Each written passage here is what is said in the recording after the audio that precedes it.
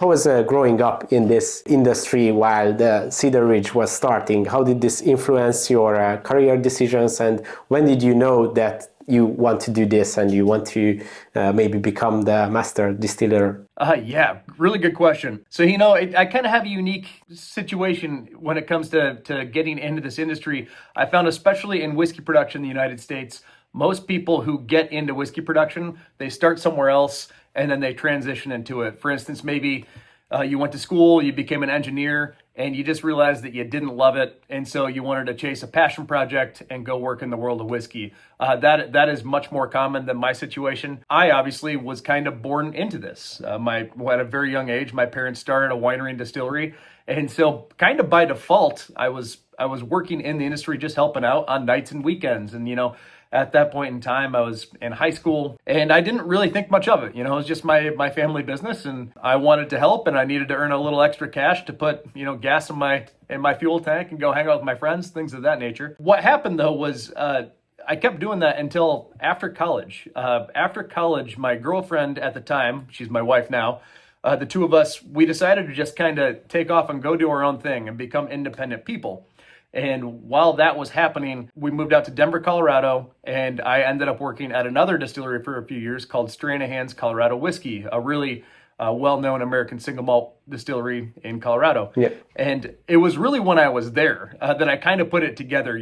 I got away from the family business for a little while to kind of become my own person, and that's when I realized, wow, my family business is actually a really neat concept. And sometimes when you're in it with your family, it's hard to see that because you're wanting to do your own thing and have your own plan and your own vision. Yeah, it's hard to zoom out. Exactly, to zoom out and kind of get a unique perspective. Well, I spent some time at another distillery, and the people that I worked with there were incredible. The product that we were making there was and still is incredible. And that's when I was like, my family business is a really good thing. I'm really interested in it. And I'm also starting to understand that there might be a long-term career in this. And maybe it doesn't have to just be this very small family thing. Maybe it can be something even bigger than that. And I started to get really excited about it and started to really educate myself and pursue it long term. I see. So you just brought back home all your experience from Stranahan, and maybe was this the place where your fascination for the single malt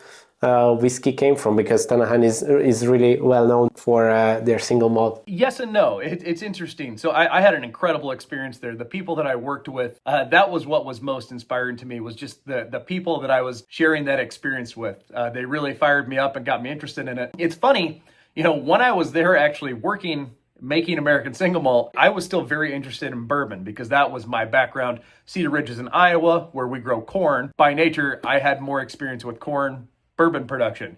And so I was very interested in working at a single malt distillery, but my passion was more along the lines of bourbon. Well, it was funny, one night during a night shift, I had a shift mate who brought in a bottle just to sample. That was a very common thing, and still is a common thing in our industry, to bring in bottles from other distilleries and just try them and check them out and learn from them. And he brought in a scotch that I fell in love with. It was a Balvenie 14 Caribbean cask, a very readily available bottle. But I had never really explored scotches at that point. I mean, keep in mind, I was like 23 years old at the time. And so I hadn't had much experience with that. And he brought that bottle in, I tried it, and I was really blown away by it. The rum finishing cask element to it and things of that nature. And so I really started to explore scotches while I was working at this American single malt distillery, and all that combined kind of created my love for American single malt. I can't really attribute to any one thing in particular. It was just all of that kind of created a perfect storm. And now you fast forward to today. I mean, I do still love bourbon very much, but I'm very much a single malt person. And a lot of it I kind of attribute back to those years when I was 23, 24, working at Stranahan's and exploring the Scotch category. I see. So it was like the perfect combination of different influences. Thanks for watching this video. You can watch the full podcast episode by clicking here, or watch another interesting video by clicking here. Let's continue the discussion in the comment section and see you in the next one.